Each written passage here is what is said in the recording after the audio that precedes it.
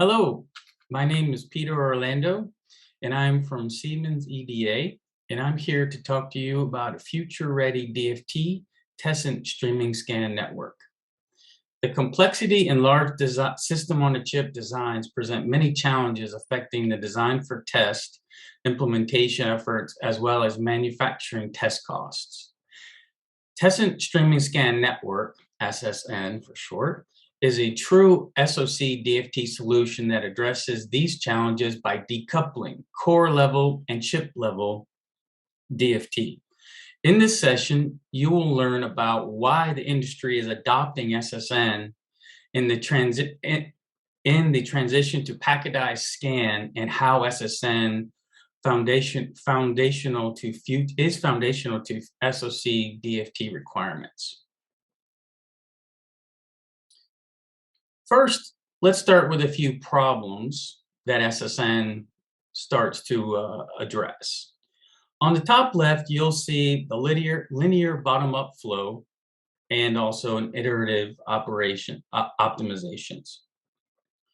Both of these are the type of techniques that you will see during development. Most of us have seen bottom-up flow or linear flow where you take the time to address what the needs are for your design, your DFT, and you implement without any changes, without any kind of accommodations that appear throughout the development cycle. For that reason, for this kind of flow, you will see some bandwidth or wasted bandwidth related to those decisions because you're not able to take the most optimal decision at time and adjust for any changes that may occur. For example, during design time, right, you'll have to decide which cores you're going to test in parallel, similar what the bottom left picture looks like. You need to decide which of those cores you will test concurrently, which will force you to choose the scan chain length for each of these, which talks to the core-to-core dependencies, so that when you have some kind of scan chain lengths that are different lengths, then you're going to have additional padding added to those cores during retargeting. And as the designs grow, those complexities continue to grow. Okay, and then as you can take this bottom-up flow, this iterative flow, you can adjust for any changes, design changes that may occur, and kind of optimize that. But that takes time. Okay, you may not have that in your schedule. Another complexity that we aim to solve with SSN is the shift speed.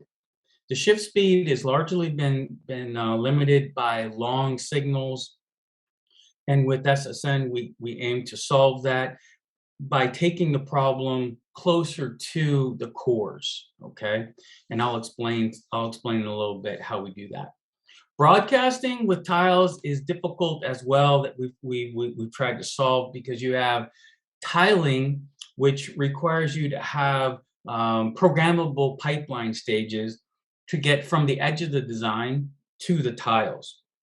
And again, if you've created this type of pad muxing that allows you or forces you into broadcasting this scan data to all these active tiles, and you can't make any adjustments, then you're going to see wasted bandwidth and actually some difficulties if you don't have these programmable pipeline stages correct. And then you have the identical core output where you're trying to properly see the data from these identical cores at the edge of the chip, right? And so this becomes another complex problem that we tried to solve with SSN. Now, what I'm showing you here are some of the successes that we've seen in the last year with SSN. Now, the big thing to take from this slide is that 9 of the top 10 Tessent customers, okay, are adopting or evaluating SSN.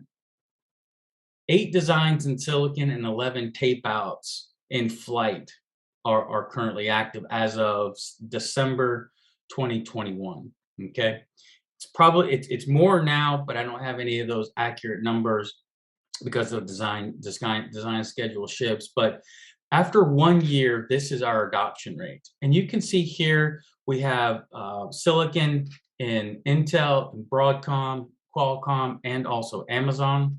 I'll get to some of the quotes that some of our customers have gone on record in saying, and also more importantly, some of our customers like TSMC and ARM and Samsung, right, have made this part of their flow, so that when they deploy DFT resources, they are set up to use SSN. And here's some of the reference material there. Now, to what some of these successes are, I would like to say that a lot of us have struggled with test time, right, and IR drop. And one thing that was mentioned by Srinu, Broadcom, with SSN is that they saw a 30 millivolt difference between EDT, schmooing EDT, and SSN. Okay. Now, this was a big change for them. It really enabled them, and that also allowed them to run their shift speed the way the SSN the tool works. They were able to improve their shift speed by 2x. Okay. Now, that's impressive. That's a very impressive detail. Dan from Amazon, he talked about the high shift rate, the high clock speed, but also not only that, but they were able to achieve productivity, right? Less effort. The way SSN development and insertion goes, they were able to see an improvement in productivity and just the sheer level of effort of putting the DFT in. They saw an improvement there.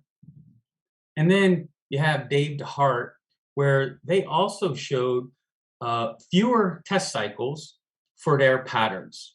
Okay, as I show over here, and you'll have a copy of these slides, but you'll see here that the test patterns have fewer clock cycles. And I want to bring your attention to this particular slide down here.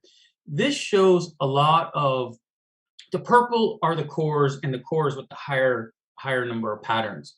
What SSN tries to do, it tries to shift the bandwidth, which I'll get into in a little bit, so that you have fewer clock cycles overall, so that we're able to transfer bandwidth of the SSN network to cores that have larger pattern sets. And this allows us to have fewer white space, has less white space during pattern retargeting, and also allows you to have overall less test data volume.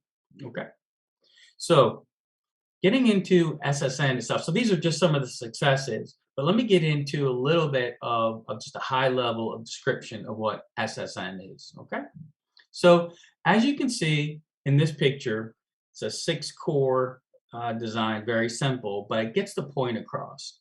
SSN is an n-bit wide bus, high-speed bus that we drive packetized scan data along. You can see that bus traverses the entire hierarchy of the design.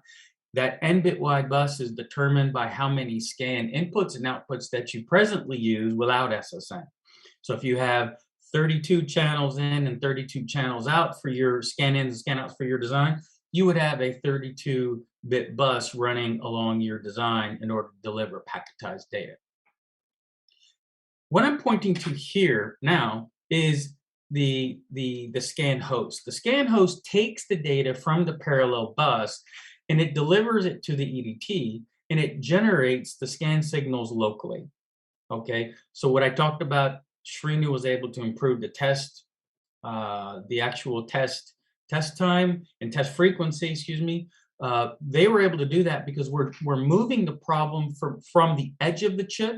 We're decoupling resources from the top and bringing everything to the core. So we're able to generate scan signals at the core level and generate a very fast clock, and that would be specific to this core. Okay, and how do we set SSN up? Well, it's set up through IJTag.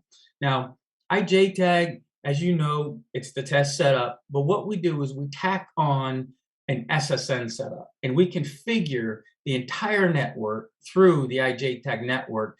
This is just a single bit. This is just representative of TDI and TDO. And this is how we program. The SSH has a number of IJTAG registers inside of it that are programmed, and each one of them is programmed individually so that when you have data being delivered to each SSH, it knows precisely where the data is in the packet and which data belongs to it and which data belongs to it doesn't, so that it passes or doesn't touch it. Okay?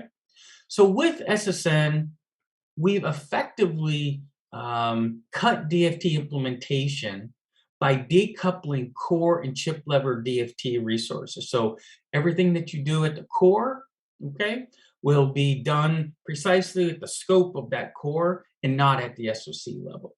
All right. So you're going to build your EDT that's local and specific to that core, and that SSH will couple right to that. Okay. That allows us to independently drive that core from any of the other cores. Okay. The bus can even be shrunk down to a single bit if it needs to. So in case you have a 32-bit bus and you have, for some reason, during you choose to have a single bit bus during wafer sort, you can absolutely retarget those patterns without any changes to a single bit bus. Okay. At the time of retargeting, you can decide to group or ungroup different cores at any given time. There is no real definition of what you're taking during the insertion of SSN that dictates to you that you must retarget this core with another core. We do suggest that you standardize on a scan chain length, and that scan chain length will help you reduce any kind of padding, but the tool does its best in reducing that, as I showed with Dave Hart at Intel situation.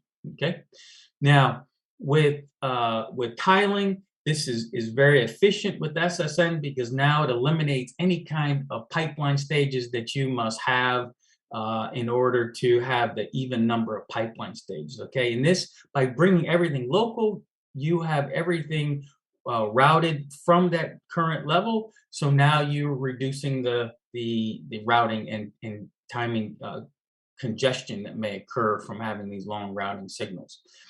All this adds up to a 4x test time improvement. We're able to enable higher shift rate speeds at the IOs and from the IOs into the design very easily. You can optimize core compression, and the tool automatically balances the patterns by themselves, balances the patterns based off of what's being retargeted concurrently, and most importantly, the packet is 100% payload. After the SSN setup, it is all payload. Now, how does SSN work? Right? So what we're doing here is we're delivering in these two cores, you got an 8-bit bus. Core B has 4 input channels, 4 output channels, and Core A also has 5 input channels. All right. Now, what we're doing here is we have a total, we're not assuming any throttling, data throttling for this example. I'm just going to explain how SSN is delivering data. This is removing any kind of throttling that the tool will do. With an 8-bit bus, you'll see that where tool is going to deliver 9 bits total.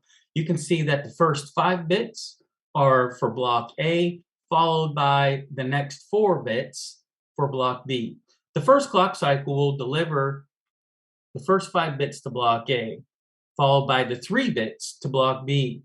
The next SSN bus clock cycle will finish the packet 0, and deliver the last bit to block B, which means that the SSH will deliver all of the data for block A immediately, okay, once it's received, but it will hold back the data for B until that last bit is delivered, until the full scan word is available. The SSH will hold back this data for block B until this bit is received, and then it will deliver into the EDT, okay? And so you can see that the packet rotates around the bus, but the SSH has a number of counters inside of it that allow it to understand exactly how this rotation occurs and exactly where the data is in the packet for every clock cycle. Okay? And this is how SSN delivers packetized data. So with SSN, we're able to optimize test time by having an independent shift and capture for each SSH. You can see up here with a non-SSN design, you can see everything is capture aligned. As you're padding, each core that doesn't have the same scan length as core A, B, and C have padding. SSN solves that problem by independently delivering the data and generating the scan signals locally at the SSH, okay? And this really mitigates any kind of white space that you may see. And for that reason, this is what we call bandwidth tuning. It said what it looks like is with a non-SSN design, with the orange being all the padding, you can see here that with the bandwidth tuning, we've eliminated a lot of white space, and we've also reduced the amount of scan data volume and the test time by using this bandwidth tuning, which is on by default in the tool, okay? So it's a very efficient way for us to deliver scan data. Now, the test time and optimization of data, this is an important piece of the puzzle because what we see now, right, is a lot of IOs are limiting the frequency that the core can actually run. So what I'm showing here is the ability for the tool to run faster internal to the core than actually at the IOs. This BFM and BFD, these are time multiplexing nodes, which effectively take the 64-bit of data running at 200 megahertz and run it faster, shrink it to 32, and run it twice as fast. There are a number of frequency ratios that the BFM and BFD can have. This just happens to be a frequency ratio of 2, which means we're taking a 64-bit bus, running at 200 megahertz, and speeding it up to 400 megahertz and shrinking it down to 32 bits. And the internal bus will continue to run at that rate, okay, until it meets the data back at the tester. And what we're able to do here is increase the internal bus speed by increase the test time by increasing the internal bus speed. Okay. Now, how about identical core testing? SSN is very good at delivering data for identical cores. Okay, we can test any number identical cores at concurrently. Okay, at a constant cost. It means that we deliver the same scan data, expect and mask data to all identical cores, okay? And the data is delivered around the bus, and each of those SSHs will use the exact same scan data, expect data, and mask data to deliver into each of those cores, and effectively you're using the same data for all 6 cores. So that's very efficient. All right. So no longer do you have to broadcast that data and think about the external consequence of having to visually observe each 6. Now their expect data is inside of there, and we have a sticky bit which allows you to indicate if there is a failure or not, which is shifted out during SSN end, or it's a JTAG procedure at the very end. Okay, so what this allows you to do is test identical cores at a constant cost and have the ability to observe at the end of that test which ones failed and which ones passed by reading their sticky bit out of SSN, out of TDO. We do allow you to certainly go to failure mapping and diagnosis through this whole flow by using each one of these cores that contributes their data back into the packet. Now there's a couple options with accumulated status, or as we call unloading the data back into the packet. But effectively, if you were to load all 6 cores into this accumulated status, you'd have to manipulate the exact same pattern that you use to deliver the data to to identify the failing data for each one of those cores, which is very simple, and we have a flow for that. So this is how we test identical cores with SSN. And that's all of my presentation. I want to thank you for your attention. And there's more information on SSN at siemens.com/EDA. Thank you.